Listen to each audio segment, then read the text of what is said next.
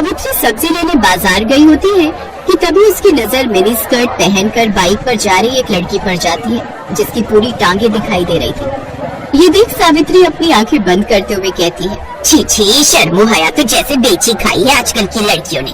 कैसे कैसे कपड़े पहनकर घूमती है। अरे इतने छोटे कपड़े तो हमारे जमाने में 5 साल की बच्चियां भी नहीं पहनती थी, जितनी अब 25 साल की पहनती है। बुड़बुड़ाते हुए सावित्री घर आती है जहाँ वो टीवी पर सूर्य ग्रहण की खबर देखती है। क्या आज सूर्य ग्रहण है? ठीक है, तो जब तक ग्रहण है कोई भी खाना नहीं खाएगा। और तू बड़ी बहू, तू खाने में तुलसी के पत्ते डाल दे। सर पर घूंघट ओढ़े रेखा मुंडी हिलाती है। कुछ देर बाद सूर्य ग्रहण लग जाता है। तभी रेखा का पति ऑफिस से थका हारा घर आता है और फ्रिज में से ब्रेड जैम लगाकर खाने लगता है।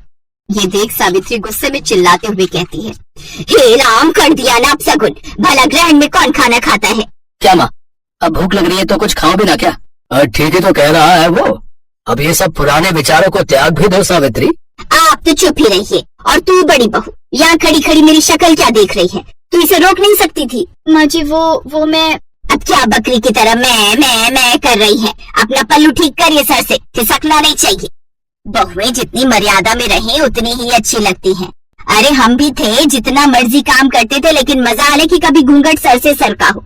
3-3 मटके पानी के कुएं से उठा कर लाना, भैंसों का खेतों का सब काम देखना। कितना काम होता था हमारे जमाने में। लेकिन एक आजकल की बहुओं को तो आटा गूंथने से लेकर बर्तन धोने तक हर काम के लिए बस एक मशीन चाहिए। और छोटे छोटे कपड़े पहनकर इनसे किट्टी पार्टी करवा लो बस। लेकिन मेरे घर में ये सब नहीं चलेगा। मेरे घर में बहुएं हमेशा घूंघट में और साड़ी में ही रहेंगी। इसलिए ध्यान रहे, आगे से ये पल्ला खिसके ना तेरे सर से। ची माँ जी, ध्यान रखूंगी। ये है सावित्री देवी, जिसे मॉडर्न कपड़ों वाली लड़कियां बिल्कुल भी पसंद नहीं थी। सावित्री के 2 बेटे थे। बड़े बेटे की शादी हो चुकी थी। बड़ी बहू रेखा बिल्कुल अपनी सास के कहे पर चलती थी, लेकिन फिर भी सावित्री उससे कभी खुश नहीं रहती थी। वो उसके किसी न किसी काम में कमी निकाल ही देती थी। एक रोज जब रेखा अपने कमरे में दिन में आराम कर रही थी तो सावित्री अचानक से उसके कमरे में आती है। तब रेखा करवट बदल रही होती है, जिससे उसकी कमर दिख जाती है।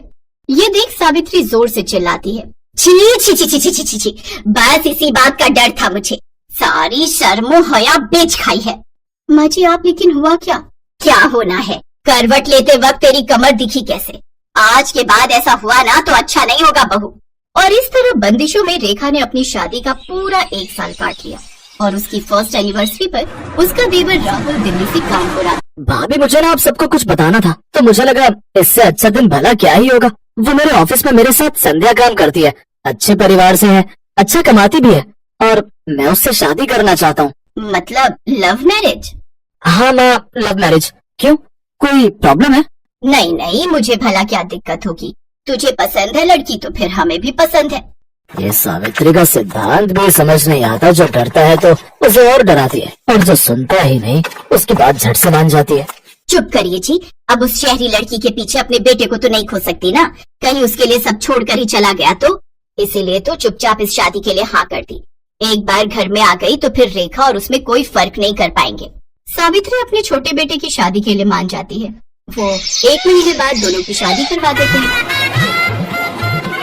शादी के बाद दिल्ली से कानपुर कार में आते आते भारी भरकम लहंगे में संध्या काफी थक जाती है और वो एक जगह होटल के पास गाड़ी रुकवाती है। ड्राइवर, गाड़ी रोको, मुझसे अब और ये नहीं पहना जा रहा ये भारी भरकम लहंगा। राहुल तुम यही रुको, मैं अभी चेंज करके आती हूँ। कुछ देर बाद गाड़ी आकर उसके ससुराल रुकती है। फिर पीछे से संध्या स्कर्ट और टॉप पहनकर सर पर शादी का दुपट्टा लिए निकलती है। संध्या को इस रूप में देखकर सभी हैरान रह जाते हैं। राहुल बेटा, ये सब बेटा 2 जोड़ी में लड़की मांगी थी, इसका मतलब ये नहीं कि ये सचमुच 2 जोड़ी में आ जाएगी। वो माँ, दूर का सफर था ना, और इसने लौटते वक्त लहंगे पर ही वोमिट कर दी, इसीलिए जो इसके हाथ में लगा इसने पहन लिया। ये राहुल का बच्चा झूठ क्यों बोल रहा है? चलो संध्या, माँ के पाँव छू। हैं? अरे नहीं, तुम रहने दो। अगर तुम झुकी तो न जाने क्या क्या झुक जाएगा। ओह थैंक्स। वैसे मैं खुद झुकने के मूड में नहीं थी। वो क्या है ना, मैं बहुत थक चुकी हूँ। वैसे माँ जी, हमारा बेडरूम कहाँ है? वो क्या है ना, मैं पहले बाथ शावर लेना चाहती हूँ। और राहुल डार्लिंग, तुम ना प्लीज मुझे बॉडी मसाज दे देना। सचमुच मुझे बहुत थकावट है। बताओ ना माँ जी, बेडरूम कहाँ है? संध्या, बस 2 मिनट, माँ गृह प्रवेश कर ले। ओह प्लीज, थोड़ा जल्दी कीजिए ये सब formalities. I am really so tired. Savitri को मन ही मन बहुत गुस्सा आ रहा था, लेकिन वो कर भी क्या सकती थी। उसने चुपचाप उनका गृह प्रवेश करवाया और बहू बनकर संध्या अपने ससुराल आ जाती है। लेकिन संध्या के कपड़े देख सावित्री डर गई। ये नई बहू तो कुछ ज्यादा ही मॉडर्न कपड़े पहनती है। अरे पढ़ी लिखी नौकरी वाली है तो क्या हुआ, सर पर नाचेगी, जो मर्जी रुमाल जितने कपड़े पहनेगी। कहीं कल मुंह दिखाई पर इसने कुछ बेढंगे से कपड़े पहन लिए तो नहीं नहीं नहीं, इसे मुझे ठीक करना ही होगा। ये सोचकर सावित्री संध्या के कमरे में जाती है। अरे नई बहू, दिखा तो कल मुंह दिखाई पर क्या पहनने वाली है। ये वाली साड़ी कैसी है माँ जी? अच्छी है लेकिन काला रंग, शादी के बाद ये सब रंग ना कुछ अच्छे नहीं लगते। और वैसे भी ये सिर्फ ब्लैक नहीं है, देखो इसके बॉर्डर पर रेड कलर भी है। जो भी हो लेकिन तू ऐसी साड़ी नहीं पहनेगी। चल अब मुझे अपनी साड़ियाँ दिखा, मैं बताती हूँ तुझे कौन सी पहननी है। संध्या सावित्री को अपनी सभी साड़ियाँ दिखाती है, जिसमें से गुलाबी रंग की साड़ी देख सावित्री कहती है, हाँ ये वाली, ये अच्छी रहेगी, इसे ही पहन तू। जी माँ जी। शादी के तुरंत बाद सास का ऐसा बदलता रवैया देख संध्या हैरान थी। सावित्री ने संध्या की साड़ी तो देख ली, लेकिन वो ये नहीं जानती थी कि उसका ब्लाउज कितना हॉट बना है। शाम को मुंह दिखाई पर संध्या वो गुलाबी साड़ी हॉट ब्लाउज के साथ पहनती है। ये देख सावित्री उसकी साड़ी अच्छे से बांधती है। अरे बहू, ये सर पर पल्ला कर ले, सब मेहमान आएंगे ना तो उनके सामने यूँ सर ढके घूमना अच्छा नहीं लगता। संध्या साड़ी पहनकर सर पर घूंघट रखकर बाहर आती है। ये देख मोहल्ले की औरतें बात करती हैं। मान गए सावित्री तुझे, मुझे तो लगा था कि ये मुंह दिखाई पर भी मिनी स्कर्ट पहन कर आएगी, लेकिन तूने तो एक दिन में ही से साड़ी पहनना और घूंघट रखना भी सिखा दिया। अरे मेरा नाम सावित्री है, सावित्री। अच्छा संध्या बहू, चल अब इन सबके पांव छूकर आशीर्वाद लो। सावित्री सबके पांव छूकर आशीर्वाद लेती है, लेकिन संध्या ये नहीं जानती थी कि उसकी सास किस खेत की मूली है। एक बार जो उसने साड़ी पहन ली तो फिर वेस्टर्न कपड़ों का नंबर तो कभी आने वाला है ही नहीं। अगले दिन उन सबको मंदिर जाना था, इसलिए रात को ही संध्या अपनी सास से जाकर पूछती है कि कल उसे क्या पहनना चाहिए। तुझे क्या पहनना है क्या नहीं ये सब तो बात की बात है, लेकिन तू इस नाइट ड्रेस में बाहर कैसे आ गई? हमारे घर में ये सब नहीं चलता। लेकिन राहुल ने तो मुझसे कहा था कि मैं जो मर्जी पहन सकती हूँ। अरे उसे क्या पता इन सब के बारे में, रहा भी है वो इस घर में, बचपन से तो पहले पढ़ाई के लिए हॉस्टल में और फिर नौकरी के चक्कर में बाहर। तू उसकी बीवी है पर बहू मेरी है और इस घर में मेरी ही चलती है। संध्या उदास हो जाती है और वो अपने कमरे में चली जाती है। उसे उदास देख उसकी जेठानी भी उसके पीछे पीछे उसके कमरे में चली जाती है। उदास मत हो संध्या, इस घर का नाम ऐसे ही सावित्री निवास नहीं पड़ा है, यहाँ बस माँ जी की ही चलती है। उनसे पूछे बिना तो मैं खाना तक नहीं बना सकती, तो कपड़े तो दूर की बात है।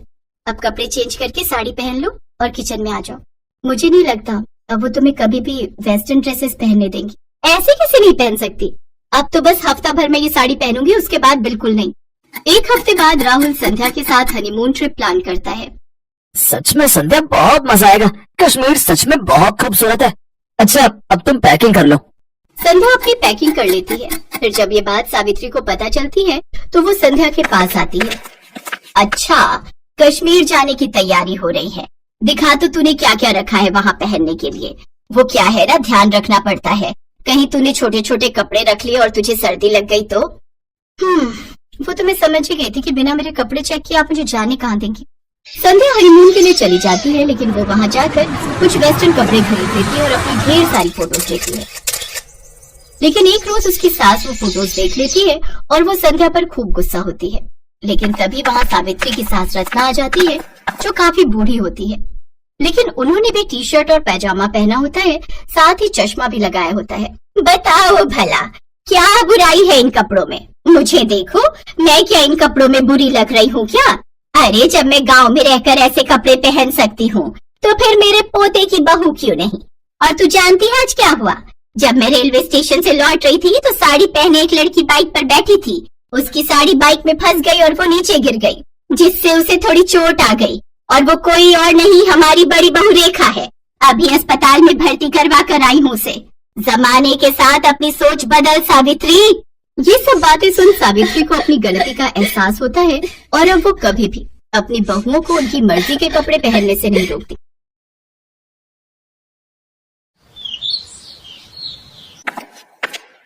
आज फिर इन दोनों बहनों ने इतनी पी ली कि इन्हें चलने तक का भी होश नहीं। गलती मेरी ही है, बिन माँ की बच्चियों को प्यार देने की चाह में इतना सर चढ़ा लिया कि इनके सही बुरे पर ध्यान ही नहीं दे पाया। और आज नौबत यहाँ तक आ गई है कि ये दोनों पूरी तरह बिगड़ चुकी हैं। अपनी दोनों जवान बेटियों की हरकतों को देखते हुए धनराज सेठ उनके लिए लड़के तलाशने शुरू कर देता है। फिर कुछ दिनों में उनकी शादी अपने बराबर के घराने में कर देता है, जहां उनकी सास राजरानी हाथों में आरती की थाली लिए उनका स्वागत करती है, जिसे देख सुनैना और मलाइका अपने घूंघट को हटाते हुए कहती हैं, ओफो सासू मॉम, अब ये सब ताम झाम बंद भी करो। हम ससुराल आई हैं, कोई सरहद पर जंग लड़ने नहीं आई है जो आप ये सब ड्रामे कर रही हैं। ये कहकर दोनों बहनें बिना कलश गिराए ही अपने कमरे में चली जाती हैं। उनका ऐसा व्यवहार देखकर राजरानी और उसके बेटे निखिल और रोहित हैरान रह जाते हैं। अगले दिन वो दोनों सुबह 10 बजे सोकर उठती हैं। फिर राजरानी उनसे कहती है, अरे ये क्या बहू, अभी तक तुम दोनों नहाई नहीं। आज तुम दोनों की पहली रसोई है जिसमें तुम्हें मीठा बनाना है। चलो जल्दी से नहा लो। लेकिन सासू मॉम, हमें तो करछी पकड़नी तक नहीं आती, हमें तो सिर्फ मीठा खाना आता है, बनाना नहीं। और वैसे भी घर में नौकर है ना, तो ये उनका काम है। हमने तो आज तक अपने घर के किचन में भी कदम नहीं रखा। बेटा, घर में भले ही हर काम के लिए नौकर है, लेकिन घर का खाना तो घर की लक्ष्मियों को ही बनाना चाहिए। माँ बिल्कुल सही कह रही है। और वैसे भी शादी के बाद अपनी पहली रसोई में मीठा बनाना एक रस्म है जो हर बहू निभाती है। ओफो, मायके में हमारा बाप कम था जो अब यहाँ तुम दोनों भी लेक्चर देने लग गए। Live it. अरे सुनैना, चलो जल्दी से रेडी होकर बाहर पूल में आ जाओ। आज हम दोनों जी भरकर स्विमिंग करेंगे। कुछ देर बाद दोनों बहनें सब घर वालों और नौकरों के सामने स्विमिंग ड्रेस पहनकर आती हैं और पूल में जाकर नहाने लगती हैं। अपनी बहुओं की ऐसी बेशर्मी देख राजरानी का तो सर शर्म से झुक जाता है। ये दोनों की दोनों तो मेरी नाक कटवा कर रहेंगी। हे भगवान, मेरे घर की इज्जत अब तेरे हाथ में है। राजरानी एक धार्मिक महिला थी, साथ ही वो समाज सेविका भी थी। उसका खुद का एक बड़ा एनजीओ था जिससे शहर की बड़ी बड़ी हस्तियां जुड़ी हुई थी। ऐसे ही कुछ दिन बीतते हैं। मलाइका और सुनैना अपने ससुराल के प्रति कोई जिम्मेदारी नहीं समझती थी। वो दोनों तो बस सारा दिन अपने मेकअप, पार्लर, शॉपिंग और पार्टीज में ही बिजी रहती। ये इतने छोटे कपड़े पहनकर तुम रात को कहाँ जा रही हो बहू? सासू मॉम, आज हमारी फ्रेंड की बर्थडे पार्टी है, हम दोनों नाइट क्लब जा रही हैं, आने में देर हो जाएगी, चलो सुनैना। फिर दोनों शॉर्ट ड्रेस पहनकर नाइट क्लब चली जाती हैं, जहां वो खूब सिगरेट शराब पीती हैं। फिर आधी रात को कुछ लड़के उन्हें घर ड्रॉप करते हैं। दोनों लड़खड़ाती हुई अंदर आती हैं, जहां उन्हें देखकर राजरानी उनसे कहती है, ये सब क्या है? आज तो तुम दोनों ने हद ही कर दी। अरे बड़े घर की बहुओं को ये सब शोभा नहीं देता। ओ सासू मॉम, अब अपना भाषण फिर देना मत शुरू कर दो। अरे यार, यही तो हमारे जीने के दिन है। अरे हम अपनी जवानी में एंजॉय नहीं करेंगे तो क्या तुम जैसी बढ़िया होकर एंजॉय करेंगे? हाँ। तभी निखिल और रोहित वहां आते हैं और उन दोनों को जोरदार थप्पड़ मारते हैं। ये देखकर दोनों बहनों को बहुत गुस्सा आता है और वो भी अपने पतियों के मुंह पर थप्पड़ कस देती हैं। हम आज के जमाने की लड़कियां हैं, मुंह तोड़ जवाब देना बहुत अच्छे से जानती हैं, तो ऐसी गलती फिर मत करना। फिर दोनों अपने कमरों में लड़खड़ाते हुए चली जाती हैं। ऐसे ही समय बीता। फिर एक रोज सुनैना और मलाइका अपने घर में लेटी थी, तो उनके फोन पर एक मैसेज आता है जिसमें शहर के बाहर एक फार्म हाउस में रेव पार्टी का इनविटेशन होता है। Oh wow, rave party! Malaika, I am so excited यार। मैंने आज तक बस रेव पार्टीज के बारे में सुना था, लेकिन अब तो हम उसे एंजॉय भी करेंगे। ऑफ कोर्स, अगर लाइफ में हर चीज का मजा नहीं लिया तो क्या किया? We will definitely go there. दोनों बहनें खुश हो जाती हैं और शाम को तैयार होकर अपनी कार लेकर वहां पहुंच जाती हैं। पुलिस से छुपकर उस फार्म हाउस पर हो रही पार्टी में शराब, सिगरेट, ड्रग्स से लेकर सुख की हर चीज शामिल होती है। वो दोनों उस दिन ड्रग्स का सेवन भी करती हैं, जिससे उनका सर पूरी तरह घूम जाता है और वो एक अलग ही दुनिया में होती है। तभी एक लड़का जो कि नशे में होता है, मलाइका को गलत तरीके से छूने की कोशिश करता है। तभी कुछ पल के लिए लाइट चली जाती है और जब लाइट आती है तो वो लड़का जो मलाइका को छेड़ रहा था वो मरा हुआ जमीन पर पड़ा होता है। कुछ ही देर में उस पार्टी में पुलिस छापा मारती है और सबको अरेस्ट कर लेती है। अगले दिन राजरानी अपने बेटों के साथ जेल पहुंचती है। सासू मॉम, निखिल, हमने सचमुच किसी का मर्डर नहीं किया, हमें बचा लो सासू मॉम, प्लीज हेल्प अस। हाँ रोहित, हमारा ट्रस्ट करो, हमें फंसाया जा रहा है। हमसे बहुत बड़ी गलती हो गई जो हम उस पार्टी में गए। आज के बाद हम कोई पार्टी नहीं करेंगे और ये सब काम सच में छोड़ देंगे। तुम दोनों को अपनी गलती का एहसास हो गया, यही काफी है। आकाश, यहाँ आ जाओ। और इंस्पेक्टर साहब, आप छोड़ दो इन्हें। जी मैडम। ये लड़का तो जिंदा है? हाँ, ये सब हमारे प्लान था, तुम दोनों के अगले ठिकाने लगाने के लिए। दरअसल ये सारा प्लान राजरानी और उसके बेटों का था, जो उन्होंने अपनी बहुओं को सबक सिखाने के लिए किया था। उन्होंने ही अपनी पहुंच का इस्तेमाल करते हुए इस पार्टी का आयोजन किया और ये सब ड्रामा रचा। लेकिन इससे मलाइका और सुनैना को अच्छा सबक मिला और वो दोनों अब बेशर्म से संस्कारी बहुएं बन गईं, जो अपने परिवार के साथ अच्छे से अपनी गृहस्थी चलाने लगी।